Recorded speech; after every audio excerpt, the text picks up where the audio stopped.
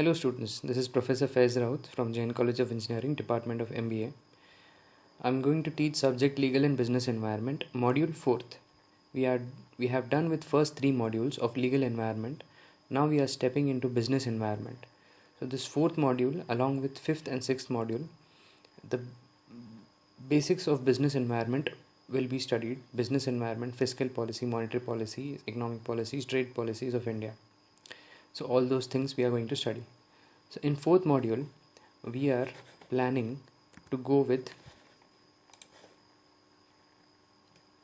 So in 4th module, we are planning to talk about Indian business environment, the nature and scope, structure of the business environment, internal and external environment, political and legal environment, economic environment, social cultural environment, and also we are going to discuss about global environment, about World Trade Organization WTO and global relations of India with WTO. This is the half of the module which I have shown here. So let's begin. I begin with what is a business.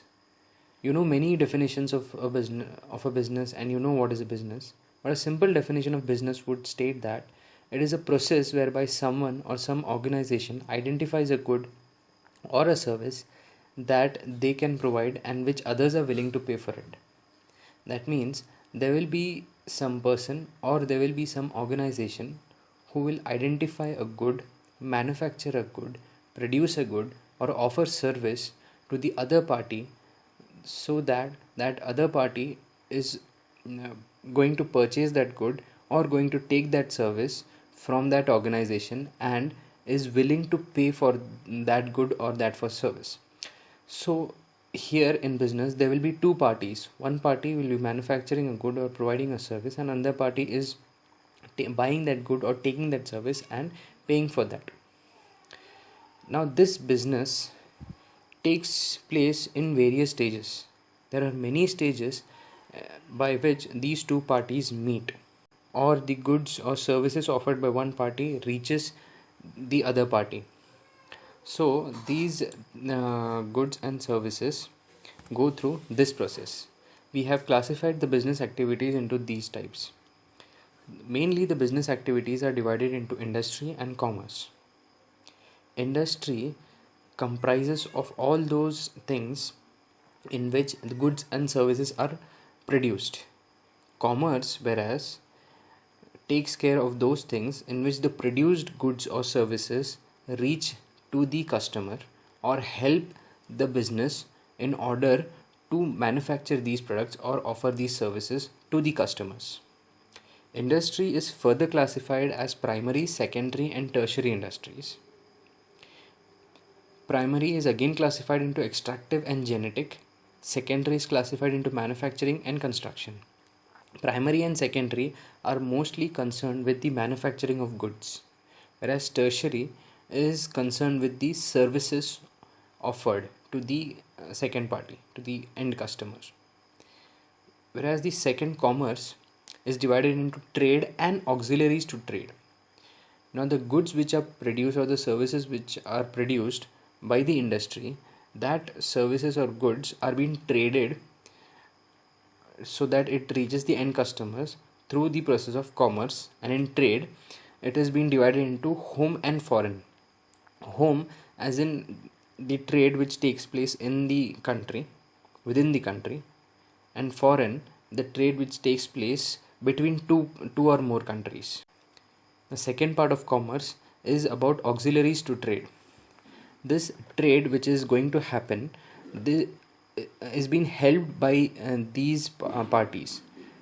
Transportation, with the help of transportation, with the help of communication, warehousing, insurance, banking and finance, advertising.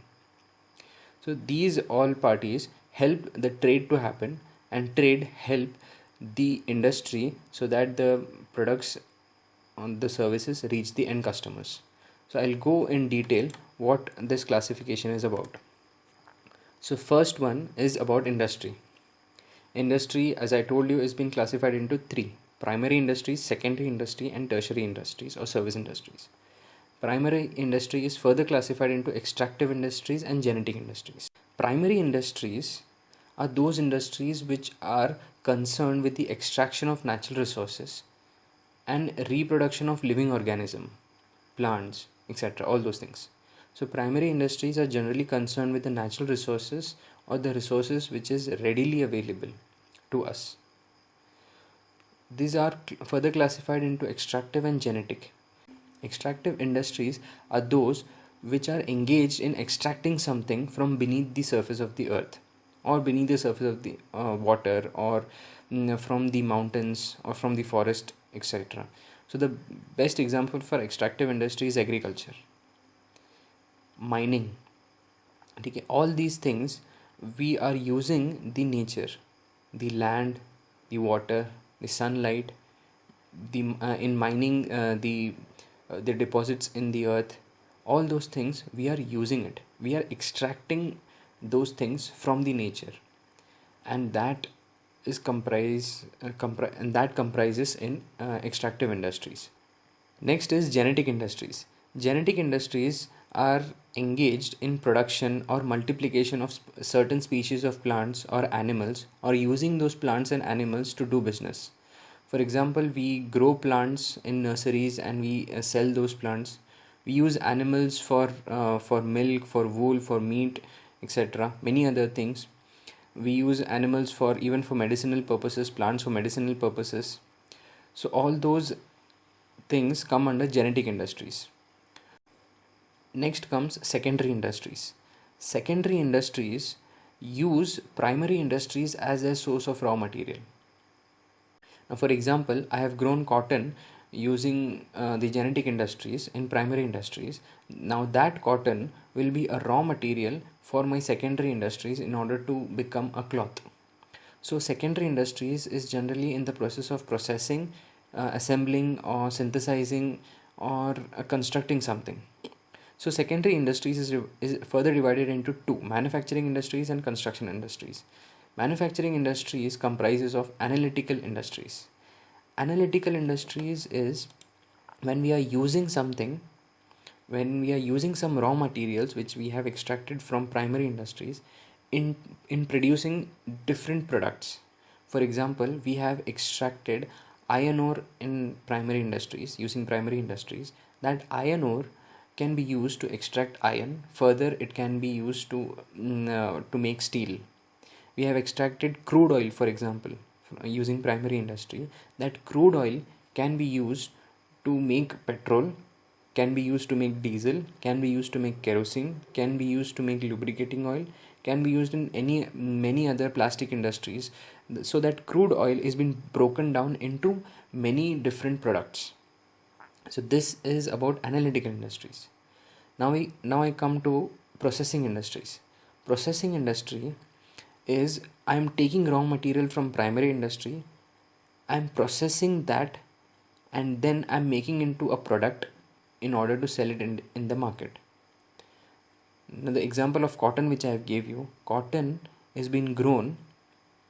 That cotton is delivered to an industry, to a processing industry. That cotton is then spinning is done, then it is made into threads. That threads, weaving, dyeing, bleaching and printing process will go through using those threads, and then after this a cloth will be prepared, and that cloth is the final product from these manufacturing industries.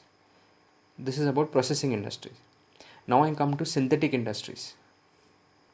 Synthetic industries are actually opposite of analytical industries. In synthetic industries we mix many products which we have got from primary industry, and then we make a new product. For example, we have got from primary industries limestone, we have got coal, we have got gypsum. All these three things are mixed together to form cement. So cement has been produced in synthetic industries, which is the product of many raw materials which have been extracted using primary industries. Next I come to assembling industries. Assembling industries is very prevalent these days. Many items which have been produced individually, they have been assembled to make another item which has been out for a sale. For example, all your electronic gadgets, your automobiles, cars, scooters. So these items are being assembled to do some task. So this is being done by assembling industries. Now I come to second part of secondary industries is construction industries. Construction industries use all those things which we have got from primary industries and from the manufacturing industries in order to construct maybe dams, bridges, houses, roads, laying of railway lines, all those things. These all construction materials and these all construction things require materials from primary industries and manufacturing industries. For example, cement, iron, bricks, wood, all these things are used from primary and manufacturing industries for construction industries. So this is about secondary industry. Service industries, you are well aware of it, like transport industries, banking industries, insurance industries, advertising industries, all those industries which give service to the customers of primary and secondary industries. So the customers of primary and secondary industries are being offered services by the service industry. They can be customers, they can be consumers, they can be manufacturers, anyone. So they are giving services to these industries. They come under tertiary industry. Now I come to second part, which is commerce, trade and auxiliary to trade. In this, first is about trade. Trade is buying and selling of products. Okay, in this the products are already manufactured or the services is already offered. Now it is the role of the salesperson, it is the role of the trader to sell these items to the customers. Now this can be done in home trade or domestic trade by wholesale or retail.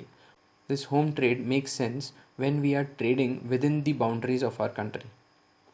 When the trade happens outside the boundaries of the country, that means when two or more countries are involved, then it is termed as foreign trade or international trade. There are three types in this trade: export trade, import trade and entry-port trade. Export trade is when the home country is manufacturing something and then selling it to other country, and the other country is buying and paying the money to the home country. Import trade is when home country is buying from another country. Entry-port trade is a combination of export and import trade.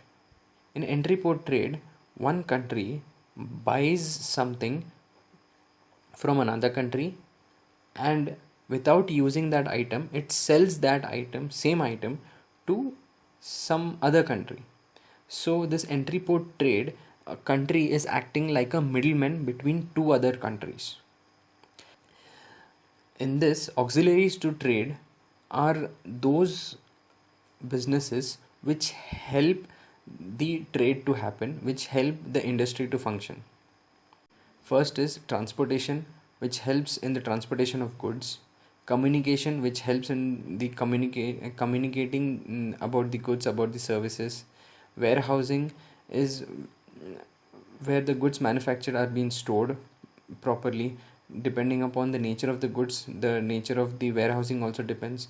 For example, if it is a perishable item, it gets rotten easily, then the different warehousing will be there. If it's a heavy item, then different warehousing will be used. Then insurance, those goods which are produced, they are insured by the insurance companies. Banking and finance, these banking and finance auxiliaries are helpful for the manufacturer, even for the consumer to buy the goods.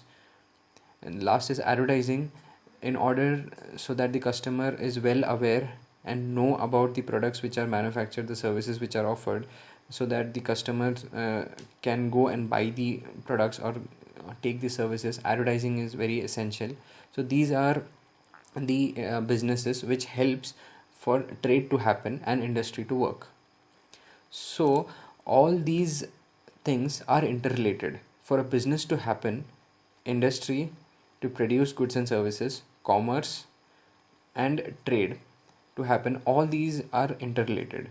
For example, when iron ore is when iron ore is extracted from the earth, primary industry takes care of it. When this iron ore goes into production, secondary industries take care of it. Then the fabrication, manufacturing, all these things, secondary industries will take care. And finally, when these products are being manufactured and ready for sale, then trade and commerce help them. Another example can be of dairy industry, in which milk is produced from cattle, extracted from cattle. That milk will be sent to a company, to an industry, to secondary industry. That milk will be used to produce maybe ghee, cheese, butter, ice creams. That ready items will be traded, and then that all the ready items will reach the end customers. So the industry is producing something, then a trade is happening, then it is reaching the final customer. So if everyone is involved, then the business will easily take place. So the industries, commerce and trade all are interrelated. Okay, that's it for today. Thank you for listening.